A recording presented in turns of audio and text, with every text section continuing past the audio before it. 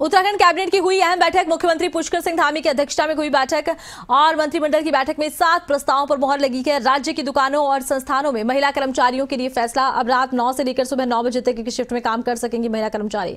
उत्तराखंड के मुख्यमंत्री पुष्कर सिंह धामी की अध्यक्षता में सचिवालय में कैबिनेट की बैठक हुई और इस बैठक में 10 महत्वपूर्ण बिंदुओं पर कैबिनेट ने अपनी मुहर लगा दी है।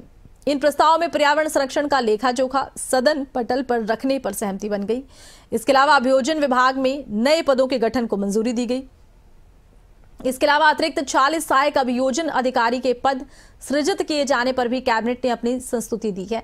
इसके अलावा रात 9 बजे से सुबह 6 बजे तक महिला कर्मचारियों को काम करने के लिए आजादी।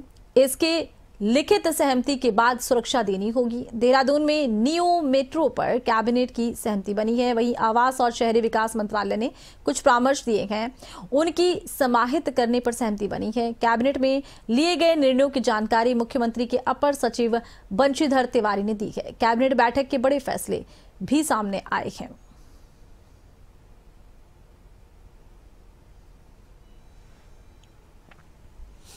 एक श्रम विभाग का था। राज्य की दुकानों एवं स्थापनों में महिला कर्मकारों को रात्रि 9 बजे से प्रातः 6 बजे तक कार्य करने की सशर्त छूट प्रदान की गई है। इसमें महिला कर्मकारों की सुरक्षा का पर्याप्त प्रावधान किया गया है।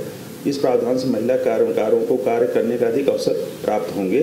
रात्रिकालीन महिला कर्मकारों को कार्य में तभी लिया जा सकता है जब उनके द्वारा इस संबंध में पूर्व हुई लिखित सहमति प्राप्त कर ली जाए।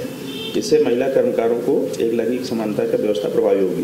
तो ये जो सहमति वाला है, जो प्रस्ताव था, इस पर भी माननीय मंत्रिमंडल की जो सहमति होती है। दूसरा था चतुर्थ, पंचम एवं छठे वेतनमानों से ही शिक्षकों को निर्धारित नियमित सेवा अवधि के आधार पर चयन प्रोन्नत वेतनमान प्रदान किए जाने की व्यवस्था लागू थी। शिक्षकों का वेतन साधारण वेतनमान में प्राप्त वेतन स्तर से चयन वेतनमान प्रोन्नत वेतनमान स्तर प्राप्त होने पर अगले प्रक्रम में निर्धारित किए जाने की व्यवस्था थी। इस व्यवस्था के अतिरिक्त वेतन वृद्धि दिए जाने का कोई प्रावधान नहीं था। ठीक है। इसमें माध्यमिक शिक्षा विभाग ने कहा था, रिक्वेस्ट किया था, इसमें भ्रम की स्थिति और अस्पष्टता का अभाव है। कतिपय शिक्षकों द्वारा वही पुनः माननीय न्यायालय में चैलेंज किया गया था। शासनादेश 6 सितंबर 2019 एवं उसका स्पष्टीकरण शासनादेश दिनांक 13 सितंबर 2019 के आधार पर चुनौती दी गई है। नियमों की पारित शासनादेश से छूट तथा अतिरिक्त नियम कोई संशोधन नहीं किया गया है। इस कारण उत्तराखंड सरकारी सेवक वेतन नियम 2016 के नियम 13 की अस्पष्टता है, उसमें संशोधन किया जाना अपरिहार्य होगा, जिसके दृष्टिगत उक्त संशोधन का प्रस्ताव दिया गया था। ठीक है। उसमें पर्यावरण संरक्षण एवं जलवायु परिवर्तन विभाग उत्तराखंड शासन के द्वारा जो उनका लेखा जोखा है विधानसभा के पटल पर रखने जाने के लिए का प्रस्ताव था, जिसको सहमति प्रदान की गई। जी 2024-25 पृथक से दे भी देंगे आप लोगों को। अभियोजन विभाग उत्तराखंड में अभियोजन संवर्ग के ढांचे का पुनर्गठन पर भी सहमति दी गई है।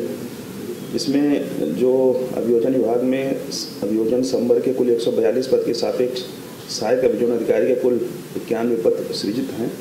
वर्तमान में राज्य में स्थापित लगभग 385 न्यायालयों के सापेक्ष वर्तमान में अभियोजकों की संख्या बहुत कम होने के दृष्टिगत न्यायालय में प्रभावी पैरवी माननीय न्यायालय में नहीं हो पा रही थी।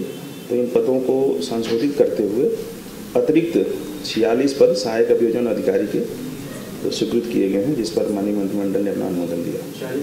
एक श्रम विभाग का था। उत्तराखंड कैबिनेट में देखिए मंथन को आके कई महत्वपूर्ण फैसले लिए गए हैं, कई बड़े फैसले लिए गए हैं। पर्यावरण संरक्षण, जलवायु परिवर्तन के बारे में भी देखिए फैसले लिए गए हैं।